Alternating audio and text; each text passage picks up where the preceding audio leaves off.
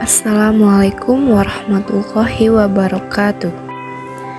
Halo teman-teman semua, apa kabar? Selamat datang di channel saya. Sebelumnya saya akan memperkenalkan diri. Nama saya Suci Miranti Hakiki dengan NIM 0305213055. Saya mahasiswa Universitas Islam Negeri Sumatera Utara dengan jurusan Pendidikan Matematika, Fakultas Ilmu Tarbiyah dan Keguruan. Dalam video ini, saya akan membahas tentang algoritma pemrograman. Yang pertama itu ada pengantar algoritma. Pengertian algoritma adalah langkah-langkah yang disusun secara tertulis dan berurutan untuk menyelesaikan suatu masalah. Sedangkan algoritma pemrograman adalah langkah-langkah yang ditulis secara berurutan untuk menyelesaikan masalah pemrograman komputer. Atau lebih enaknya disebut dengan membuat aplikasi untuk menyelesaikan masalah orang. Dan si algoritma ini ditemukan oleh Bapak Muhammad Ibnu Musa Al-Khawarizmi, atau bisa disebut Bapak Al-Khawarizmi. Jadi selain dia mencetus algoritma, si Bapak Al-Khawarizmi ini juga mencetus aljabar yang kita pelajari di pelajaran matematika. Kemudian analogi dari algoritma tersebut. Jadi analoginya seperti ini. Yang pertama ada masalah. Jadi sebelum kita membuat algoritma, pasti diawali dengan adanya masalah. Nah, setelah adanya masalah, dibuatlah sebuah algoritma. Jadi jangan membuat algoritma kalau tidak ada masalah. Dan jangan membuat masalah sendiri, begitu ya. Nah, setelah kita membuat algoritmanya, kemudian kita transformasikan ke dalam program komputer. Jadi dari masalah yang sudah kita analisis, kita bisa transformasikan ke program komputer. Jadi tadi dari definisi dikatakan, algoritma ini adalah membuat program komputer untuk menyelesaikan masalah. Jadi kalau implementasinya bukan program komputer, berarti itu bukan algoritma. Kemudian jadilah sebuah solusi. Jadi bisa dikatakan seperti ini.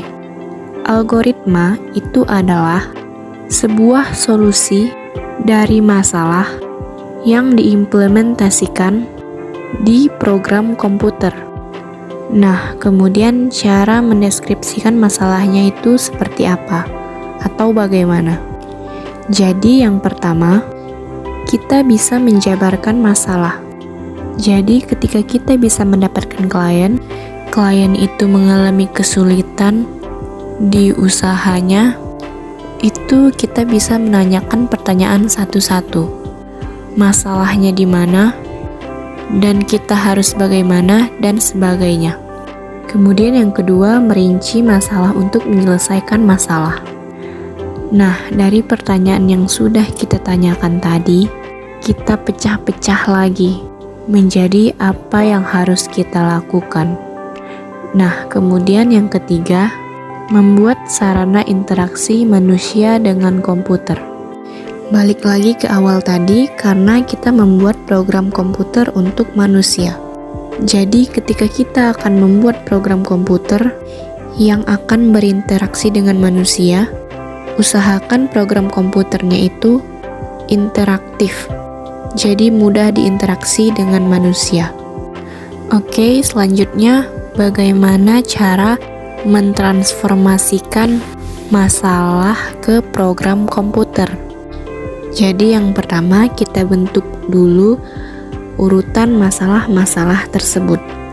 Jadi dari apa, bagaimana, dan kita harus bagaimana, program komputernya mau bagaimana. Kemudian yang kedua, tentukan bahasa pemrograman. Nah, ini tergantung si kliennya minta apa. Nah, selanjutnya yang ketiga, kita harus memahami konsep mesin komputer. Di isi komputer ini, pahamnya ketika kita menuliskan kode seperti apa. Dan kodenya itu harus berurutan. Dibaca dari atas ke bawah dari kiri ke kanan. Berikutnya, setelah kita belajar di slide-slide sebelumnya, kita dapat menyimpulkan bahwa algoritma itu adalah sebuah penyusunan aspek proses logika dari suatu pemecahan masalah tanpa melihat karakteristik bahasa pemrograman yang akan digunakan. Jadi, kalau kita mau menanyakan masalah tadi, kita jangan dulu memikirkan bahasa pemrograman apa yang akan kita gunakan nanti, tetapi kita fokus dahulu menanyakan masalah apa yang dihadapi klien, dan kita akan menerapkannya ke algoritma dulu.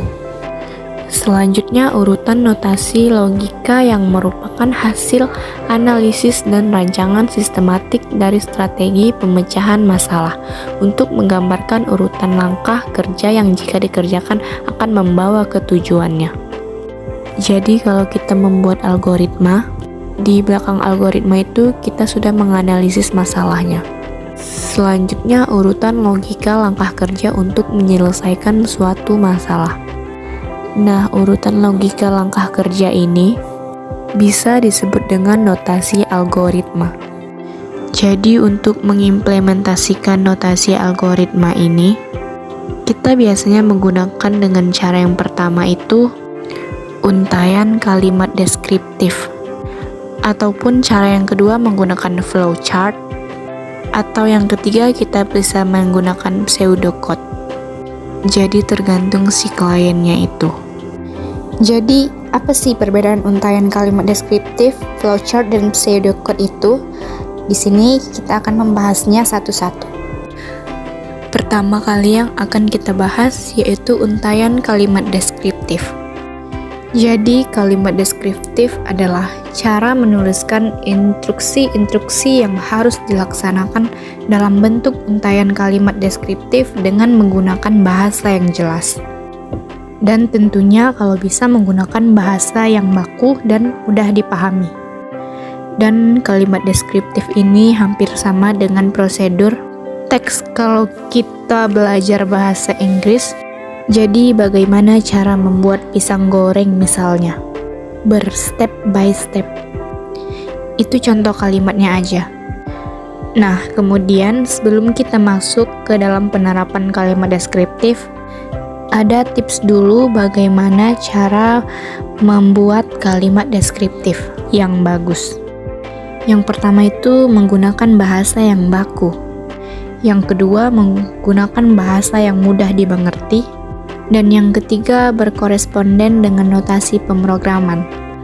Artinya, step by step-nya itu mengadopsi dari pemrograman. Nah, kemudian di sini ada bagaimana contoh penerapan kalimat deskriptif di kehidupan. Dan topiknya adalah memasak nasi. Jadi seperti ini. Step yang pertama mungkin ambil beras terlebih dahulu. Nah, step kedua bersihkan beras. Step ketiga dan lain sebagainya. Dan yang terakhir adalah nasi siap untuk dimakan. Jadi hampir sama dengan prosedur teks. Intinya langkah-langkah bagaimana cara memasak nasi gitu. Dan kalau di pemrograman begini contohnya. Contohnya adalah kita membuat program persegi panjang. Program persegi panjangnya ini bertujuan untuk menghitung luas persegi panjang. Jadi algoritma kalimat deskriptifnya yang pertama mungkin masukkan atau inputkan panjang dan lebar persegi panjang. Nah, yang kedua, hitung luas persegi panjang dengan rumus luas sama dengan panjang kali lebar. Dan yang ketiga, tampilkan luas persegi panjang. Luas dari panjang kali lebarnya tersebut kemudian ditampilin. Kemudian kita lanjut ke flowchart. Jadi flowchart adalah cara menuliskan instruksi-instruksi yang harus dilaksanakan dalam bentuk simbol-simbol diagram alir. Nah, di flowchart ini digunakan simbol-simbol. Dan simbolnya itu tidak boleh sembarangan. Harus ada aturannya juga. Jadi simbol-simbol atau notasi dasarnya yang ditampilin yaitu simbol-simbol dasarnya saja. Yang pertama ada simbol terminator. simbol yang fungsinya memulai dan mengakhiri flowchart. Jadi kalau kita ingin membuat flowchart, itu diawali dengan simbol terminator dan diakhiri juga dengan simbol terminator. Selanjutnya ada simbol arrow atau tanda panah yang fungsinya untuk mengarahkan aliran alur sebuah flowchart. Kemudian ada simbol preparation yang fungsinya untuk menginisialkan atau bisa disebut juga dengan mendeskripsikan sebuah variabel. Dan yang berikutnya ada simbol data yang fungsinya untuk membaca input dan menampilkan output. Dan kemudian yang terakhir ada simbol proses yang fungsinya sesuai namanya untuk proses pengerjaan. Dan ada catatan sedikit, dalam perencanaan flowchart sebenarnya tidak ada rumus atau patokan yang bersifat mutlak. Hal ini didasari oleh flowchart atau bagan alir adalah sebuah gambaran dari hasil pemikiran dalam menganalisa suatu permasalahan dalam komputer. Jadi flowchart yang kita buat itu sesuai dengan studi kasus yang sedang kita kerjakan. Kita langsung masuk ke contoh pemrogramannya. Contoh program hitung persegi panjang. Jadi mungkin flowchartnya akan berbentuk seperti ini. Jadi sesuai dengan yang tadi, diawali dengan terminator dan akan diakhiri dengan terminator juga. Atau kita bisa membuat contekannya seperti ini. Jadi yang harus diketahui di dalam sebuah simbolnya ini, itu pasti ada sebuah keterangan bahwa kita mau ngapain begitu. Dan ada tips menggunakan flowchart. Yang pertama, pilih bahasa Indonesia atau Inggris. Kemudian yang kedua, gunakan bahasa yang baku. Dan yang ketiga, masukkan kalimat di dalam simbol. Di dalam simbol itu ada sebuah kalimat-kalimat sebagai penjelas si simbol tersebut berfungsi untuk apa dalam studi kasus yang kita kerjakan.